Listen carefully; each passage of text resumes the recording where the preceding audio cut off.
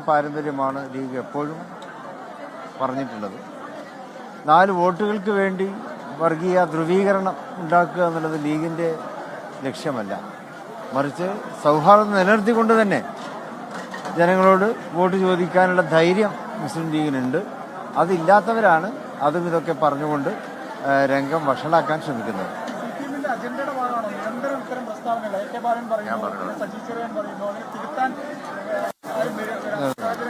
അതെ, തങ്ങളിവിടെ പറഞ്ഞു കഴിഞ്ഞു.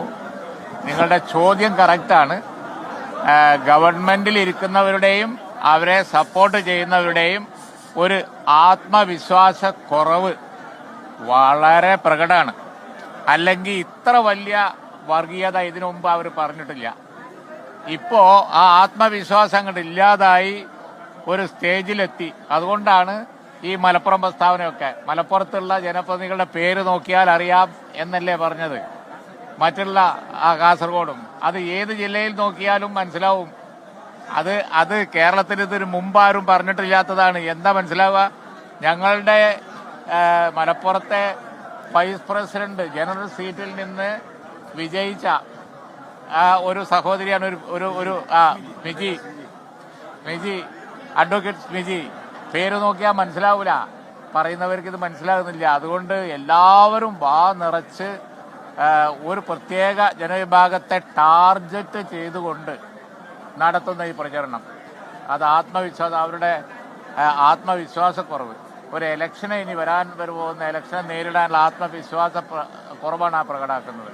ഗവൺമെന്റ് പറയുന്നു, ഗവൺമെന്റിനെ സപ്പോർട്ട് ചെയ്യുന്നവർ പറയുന്നു, മന്ത്രിമാർ പറയുന്നു, എല്ലാവരും സർപ്രൈസിംഗ് ആയിട്ടുള്ള, ഇതിനു മുമ്പ് കേട്ടുകേൾവിയില്ലാത്ത, ഉത്തരേന്ത്യയിൽ മാത്രം കേട്ട തരത്തിൽപ്പെട്ട ഒരു പ്രത്യേക ജനവിഭാഗത്തെ ടാർഗറ്റ് ചെയ്ത് വർഗീയത പറഞ്ഞുകൊണ്ടിരിക്കുകയാണ്. ഇത് ജനം അപ്രീഷിയേറ്റ് ചെയ്യൂല കേരളത്തില്. അത് പിന്നെ ഇത് പറയുന്നവരോട് ചോദിക്കേണ്ടതാണ്, അതുപോലെ തന്നെ അവരോട് ചോദിക്കേണ്ടതാണ്. ഏതായാലും ഒരു പ്രത്യേക ജനവിഭാഗത്തെ ടാർഗറ്റ് ചെയ്തുകൊണ്ട് ഇങ്ങനെ വിഭാഗീയത പ്രചരിപ്പിക്കുന്നത് കേരളത്തിലെ ജനങ്ങൾക്ക് മനസ്സിലാവും. കഴിഞ്ഞ തെരഞ്ഞെടുപ്പിന് മുമ്പാണുള്ളത് തുടങ്ങിയത്. കഴിഞ്ഞ അസംബ്ലി പഞ്ചായത്ത് തെരഞ്ഞെടുപ്പിന്റെ അത് കഴിഞ്ഞൊരു പഞ്ചായത്ത് തെരഞ്ഞെടുപ്പ് വന്നപ്പോൾ അത് ജനം തള്ളിക്കളഞ്ഞു എന്ന് മനസ്സിലാക്കാനുള്ള സാമാന്യ ബുദ്ധിയെങ്കിലും അവർക്കുണ്ടാവേണ്ടതാണ്.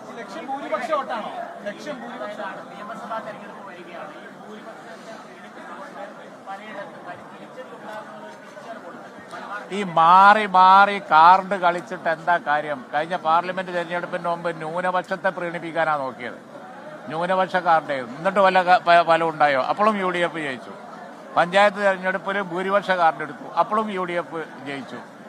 അപ്പൊ ഇതിൽ നിന്നൊക്കെ നമ്മൾ മനസ്സിലാക്കേണ്ടത് കേരളമാണ്, മലയാളികളാണ്, കേരളക്കാരാണ്, കേരളീയര്. അവരെ ഈ മണ്ണിൽ ഇത് ചെലവാവൂല. അതാണ് ഇത് തെളിയിക്കുന്നത്.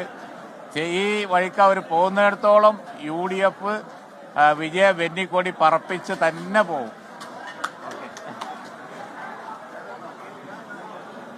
പരാമർശങ്ങളിൽ മറുപടി പറയുകയായിരുന്നു പണക്കാൽ സാദിഖ് ശിഹാബ് തങ്ങളും PK കുഞ്ഞാലിക്കുട്ടി അടക്കമുള്ള മുസ്ലിം ലീഗ് നേതാക്കൾ. ലോകത്തെവിടെയായാലും ഏത് സമയത്തും 24 വാർത്തകളും ഓഗ്മെന്റഡ് റിയാലിറ്റി പാക്കേജുകളും എക്സ്പ്ലെയിനറുകളും വിശദമായി കാണാൻ ഞങ്ങളുടെ YouTube ചാനൽ നിങ്ങൾക്ക് സബ്സ്ക്രൈബ് ചെയ്യാം.